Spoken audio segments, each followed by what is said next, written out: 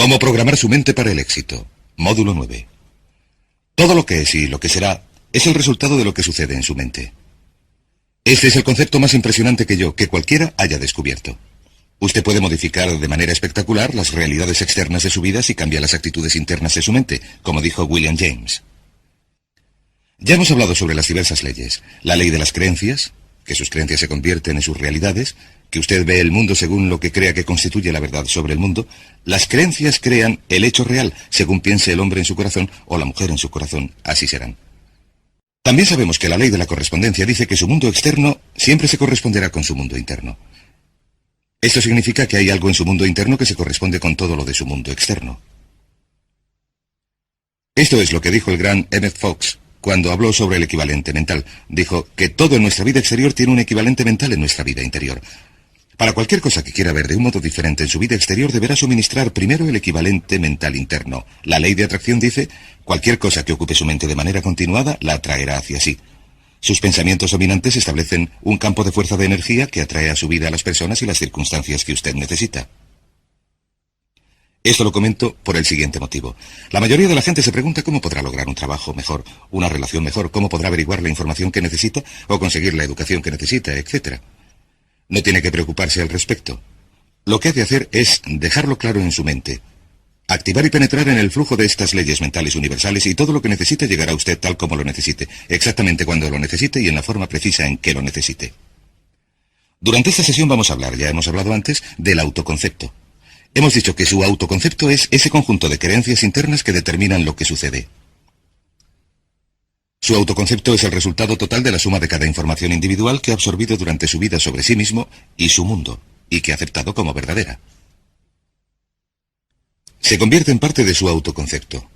Su autoconcepto es el mecanismo interno correspondiente que determina lo que le sucede. ¿Qué quiere decir esto? Quiere decir que el cambio empieza con un cambio dentro de su autoconcepto. Todo cambio empieza cuando usted absorbe una información que modifica sus creencias. Ahora bien, las creencias son lo más difícil de cambiar, porque las defendemos con gran energía. Tenemos que estar dispuestos a renunciar a nuestras creencias autolimitadoras. Tenemos que estar dispuestos a examinar nuestras creencias sinceramente. Recuerden que hemos hablado del autoconocimiento. Tenemos que estar dispuestos a examinar nuestras creencias sinceramente y a decirnos, ¿me sirven estas creencias? ¿Es esto lo que quiero ser? ¿Es esto lo que quiero hacer? ¿Es esto lo mejor que puedo conseguir? Y uno empieza a cuestionar sus creencias y a cambiar su autoconcepto al absorber una información nueva que evoluciona hasta convertirse en un nuevo concepto. Y esto nos lleva a un concepto llamado la psicología del devenir. La psicología del devenir dice que cada uno de nosotros está en estado de crecimiento y cambio continuos. Nuestros autoconceptos y nuestras creencias se están modificando sin cesar. Por ejemplo, de niños creíamos un conjunto de cosas acerca del mundo de los adultos, de adolescentes otro. Recién cumplidos los 20 años, creíamos otras cosas, y según crecemos y evolucionamos vamos modificando nuestras creencias y autoconceptos. Cambiamos nuestra propia imagen, cambiamos nuestra forma de ver el mundo, de manera que estamos en proceso de devenir. Esto sucede continuamente y es algo así. Es como una mata seca que lleva el viento. Está evolucionando y cambiando continuamente, pero siempre en la dirección de su meta predominante, siempre en la dirección de aquello en lo que está pensando más intensamente en ese momento. Por ejemplo, un alcohólico o un toxicómano también está haciendo que evolucione y cambie la dirección de su meta predominante porque piensan en su adicción todo el tiempo. Y si usted desea evolucionar y crecer rápidamente, tiene que dejar bien claras estas metas. Las tiene que precisar. Tiene que intensificarlas y pensar en ellas todo el tiempo. A veces si estudiamos a las personas que lograron grandes éxitos a una edad temprana, averiguamos que tuvieron una obsesión, una preocupación total por un aspecto o campo concreto durante mucho tiempo. Mientras que otras personas, que quizás son mucho mayores, nunca han experimentado una sensación intensa, nunca se han centrado en nada que hayan deseado lograr. Hay dos obstáculos para esta psicología del devenir. El primero se denomina la meóstasis. La meóstasis es el deseo de consistencia. Es un deseo natural de la mente de ser consecuente con lo que ha sucedido en el pasado. Si quieren, nos gusta mantener el status quo. Hay personas que dicen, así es como lo hemos hecho siempre, aquí lo hacemos así, etcétera, etcétera. Hay que vigilar la meóstasis porque lo que hace es que nuestra manera de pensar sea rígida e inflexible. Y la otra es la psicosclerosis. La psicosclerosis es sencillamente el endurecimiento de la actitud. el endurecimiento de la actitud. La gente con psicoesclerosis desarrolla lo que se conoce como ideas fijas. Las ideas fijas llevan a la rigidez y a no estar dispuesto a cambiar. Ambas nos llevan a quedar atascados en la zona cómoda. Recuerden, la tendencia natural de todo comportamiento humano consiste en empezar a hacer las cosas de una manera específica y luego quedar atascado en una zona cómoda. Uno queda atascado en una zona cómoda, en una relación incluso si no es feliz, en un trabajo incluso si no está satisfecho, en un determinado nivel de ingresos incluso si no es suficiente. Hay que luchar contra la zona cómoda porque la zona cómoda se convierte rápidamente en una rutina, en un surco que seguimos, y se dice que el surco se convierte en una tumba. La única diferencia entre un surco y una tumba es la profundidad. También se ha dicho que el surco no es más que una tumba con los extremos borrados, así que pongan mucha atención porque la gran mayoría de las personas de nuestra sociedad tienden a evolucionar de manera natural hasta establecerse en una zona cómoda. Se convierten en los inflexibles paladines del status quo, caen en la rutina e incluso cuando el cambio sería bueno para ellos, no cambian nunca. Esto nos lleva a los dos grandes poderes que controlan todo lo que nos sucede. Y el primero es el poder del amor. El poder del amor es el que da forma a su personalidad y da forma a su destino. El poder del amor simplemente significa que todo lo que hacemos lo hacemos o para obtener amor o para compensar la ausencia de amor. Antes dijimos que la personalidad completa del niño se forma de acuerdo con la calidad y la cantidad del amor que recibe, y que todos los problemas del adulto son el resultado del amor retenido. Retenido por nuestros padres, quizás retenido de la gente cuando crecemos. El otro poder es el poder de la sugestión. El poder de la sugestión actúa a lo largo de todas nuestras vidas. El poder de la sugestión es muy fuerte. Lo que hace es empezar a actuar sobre nosotros casi desde nuestro nacimiento, a veces desde antes. Y el poder de la sugestión nos da forma. Esto significa que cada uno de nuestros pensamientos, lo que oímos, lo que vemos, tocamos, gustamos o olemos, todo lo que nos afecta de cualquier manera, produce un efecto sobre nuestra personalidad. Lo decimos así. Decimos, cada cosa cuenta. Todo cuenta. Y especialmente cuando nos hacemos adultos, recuerden que todo cuenta. El adulto medio occidental ve entre 20 y 25 horas de televisión por semana. El jubilado medio ve unas 7 horas de televisión y el niño medio ve entre 3 y 4 horas de televisión al día. ¿Saben que el director gerente medio de una empresa americana media ve menos de 5 horas de televisión por semana? Ahora permítanme que les haga una pregunta muy sencilla. ¿Creen que existe una correlación entre el número de horas de televisión que ve una persona y el éxito de esa persona? ¿Creen que las influencias por su gestión de los libros, las revistas, las cintas magnetofónicas, los cursillos, los seminarios, la gente, los programas de televisión, etcétera, que ustedes ven, escuchan, leen, con los que viven de manera continuada, creen que estas influencias de su gestión producen algún efecto sobre su futuro? Permítame repetirlo. Todo cuenta. Y deben hacerse esta pregunta. Es algo que aprendí hace años. Deben hacer esta pregunta. ¿Qué es lo que desean de la vida? Una vez que se hayan preguntado lo que desean en la vida, pueden mirar a su alrededor y decidir lo que es bueno y malo para ustedes. ¿Qué significa esto? Significa que todo lo que les acerque hacia lo que desean es bueno, y todo lo que les aleje de lo que desean es malo. Pero todo cuenta.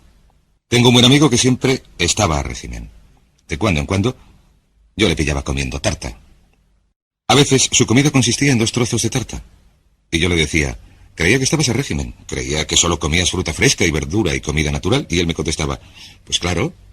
¿Y la tarta qué? Yo le decía, eso no cuenta, me contestaba. ¿Saben que hay muchas personas que se quedan sentadas en casa viendo la tele 3 o 4 horas cada noche, que quieren tener éxito, que leen los chistes y las páginas deportivas, que leen revistas absurdas o no leen nada, oyen la radio, no hacen nada con su tiempo libre ni con su mente y dicen, quiero tener éxito, quiero tener más éxito? Y yo digo, ¿y qué de todas esas cosas que está haciendo y que le hacen perder el tiempo? Me contestan, eso no cuenta, pero desgraciadamente para la naturaleza todo cuenta. Esto nos lleva a algunas leyes que quiero compartir con ustedes. La primera ley es la ley de la costumbre. Estas también son leyes mentales. La ley de la costumbre es muy parecida a la ley de la inercia. La ley de la inercia dice que un cuerpo en reposo tiende a permanecer en reposo, a no ser que actúe sobre él una fuerza externa. También si el cuerpo entra en movimiento, tiende a permanecer en movimiento, a no ser que actúe sobre él una fuerza externa. La ley de la costumbre dice que sin una decisión específica por su parte para cambiar algún aspecto de su vida, la tendencia natural es seguir igual indefinidamente.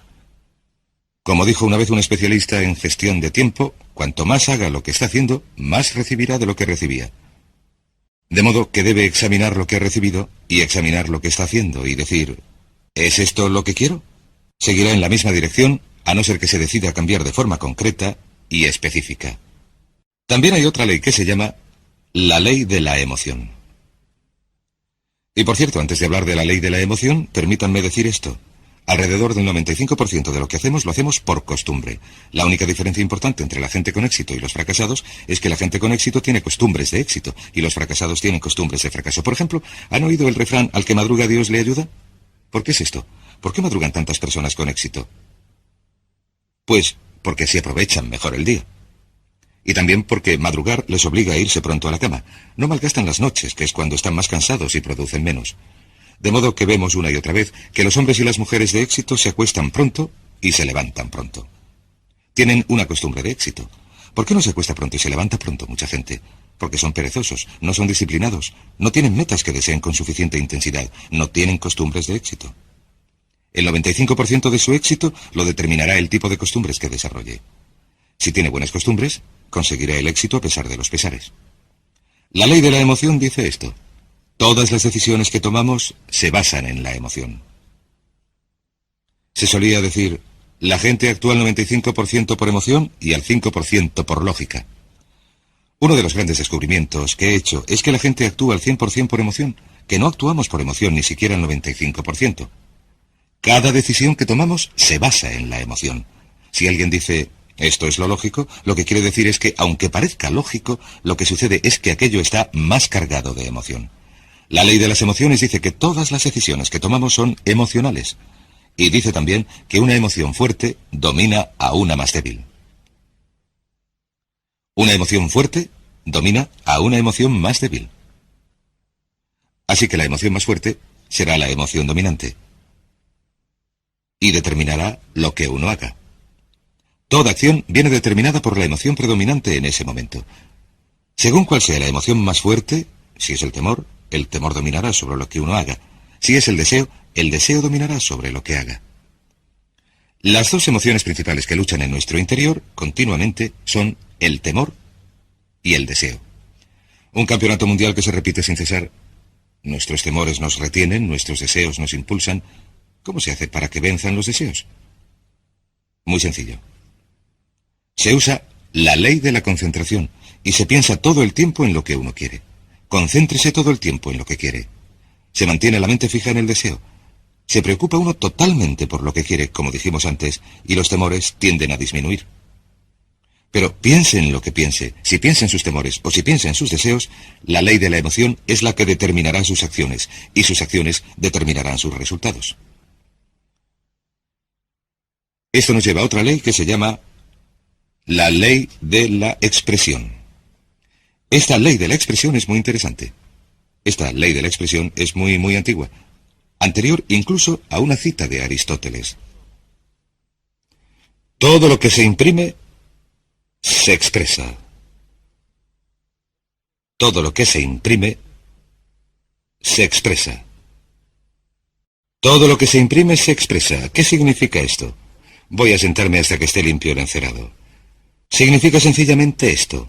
Todo lo que por cualquier motivo se imprima en su psique, venga de la fuente que venga, todo lo que se mezcle con la emoción y se incorpore a su autoconcepto, con el tiempo se manifestará como parte de su personalidad y parte de su realidad. Dice en efecto que vemos el mundo a través de nuestro autoconcepto. Lo que vemos realmente es nuestro concepto del mundo. No creemos lo que vemos, sino que vemos lo que creemos. Lo que se haya imprimido en su mente como un hecho, como una verdad, como una realidad, se manifestará en su realidad o se expresará en su mundo, porque es lo que verá. Si ve que cierto tipo de personas son buenas, entonces verá bondad en esas personas.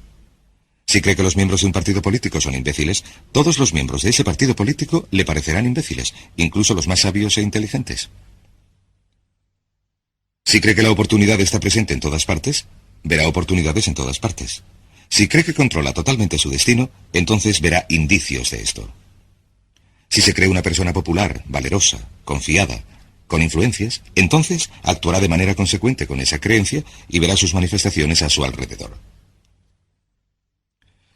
He leído un caso interesante hace poco. Una adivina convenció a un joven de origen humilde que no tenía ninguna confianza en sí mismo de que era la reencarnación de Napoleón Bonaparte. Es una historia maravillosa, una historia verídica. Empezó a creerse que era la reencarnación de Napoleón Bonaparte. Se fue a la biblioteca y estudió a Napoleón. Lo averiguó todo sobre Napoleón. Empezó a andar, a hablar y a actuar como Napoleón, y a pensar como Napoleón. Empezó a imaginar grandes planes que Napoleón habría imaginado. Empezó a actuar valerosa y confiadamente ante la incertidumbre como lo habría hecho Napoleón. Con el tiempo llegó a convencerse totalmente de que aquella persona tímida y reservada era de verdad la reencarnación de Napoleón. Mejoró su carrera profesional. Le dieron aumentos, le promocionaron. Cambió su forma de vestir, empezó a hablar con más confianza y cuando llegó a averiguar que la adivina le había engañado, había llegado a ser un hombre de negocios muy próspero. Muy interesante. Todo lo que queda impreso y se acepta, se manifiesta. Esto nos lleva a una ley mental importantísima. Es la que se conoce como la ley de la inversión. Cuando supe de esta ley por vez primera, me impresionó tanto que quería ocultarla y esconderla y no hablar de ella a nadie. Esta es la primera vez que explico esta ley a alguien en cualquier forma. La ley de la inversión dice sencillamente esto. Si uno logra un determinado nivel de éxito, un determinado nivel de salud, una determinada calidad de relaciones, entonces esa calidad de relaciones creará un estado subjetivo. Un estado subjetivo significa sentimientos, un estado emocional. En otras palabras, si uno gana un premio, siente que es un ganador. Si uno se enamora, siente que es un amante. Si triunfa en los negocios, siente que es un triunfador. Lo objetivo crea. En otras palabras, la realidad objetiva o el hecho llega a crear lo subjetivo o el estado emocional. ¿Les parece que esto tiene sentido? En otras palabras, sucede algo. Uno se siente de maravilla, ya me entienden. Sin embargo, la ley de la inversión dice, si comprenden esto, este hecho por sí solo puede cambiar su vida porque ha cambiado la mía, dice que si uno puede crear de manera artificial el estado subjetivo o la sensación pondrá en acción las leyes de la atracción y de la correspondencia. Atraerá a su vida a la gente, las circunstancias, las oportunidades necesarias para crear algo objetivo que se corresponderá con lo subjetivo. Y el método es este. Es tan sencillo que es sorprendente. Funciona así. Cada vez que piense en algo que verdaderamente desee, imagínese que ya lo tiene. Imagínese que ya lo tiene. Parece un juego de niños, pero es potentísimo. Y lo único que les sugiero es que lo intenten durante un tiempo. Imagínese, cierre los ojos. Piense en ello. Si es necesario, póngase de pie, relájese. Haga lo que quiera, solo imagine que ya lo ha logrado y siéntalo así. Sienta que ya ha logrado el éxito. Como si ya hubiera sucedido en el pasado. Como si ya lo hubiera conseguido.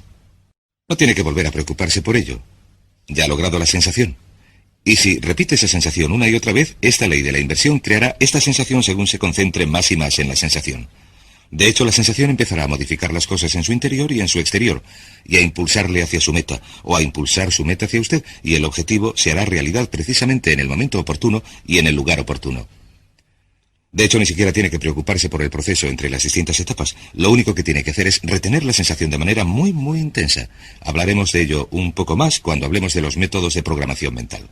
La ley siguiente es la ley de la práctica. La ley de la práctica también se conoce como la ley de la repetición. Dice que todo lo que haga una y otra vez con suficiente frecuencia se convierte en una nueva costumbre. ¿Quiere ser una persona positiva, entusiasta? ¿Quiere hacerse rico y próspero? ¿Qué desea de la vida? Sea lo que sea, si lo practica una y otra vez, con el tiempo se convertirá en una nueva costumbre, siempre que lo practique pensando en ello. Verá, se tarda unos 21 días en desarrollar una nueva costumbre. Hay que repetirlo una y otra vez durante 21 días. Lo que vamos a hacer como resultado de este cursillo y como resultado de lo que hemos comentado es pedirle o sugerirle que haga lo que llamamos el régimen AMP de 21 días. Esto quiere decir que durante 21 días le vamos a pedir que haga algo muy difícil, una de las cosas más difíciles que va a hacer en su vida. Durante 21 días quiero que centren su mente en lo que desean y que no piensen en lo que no desean. Centre su conversación en lo que desea y no hable de lo que no desea.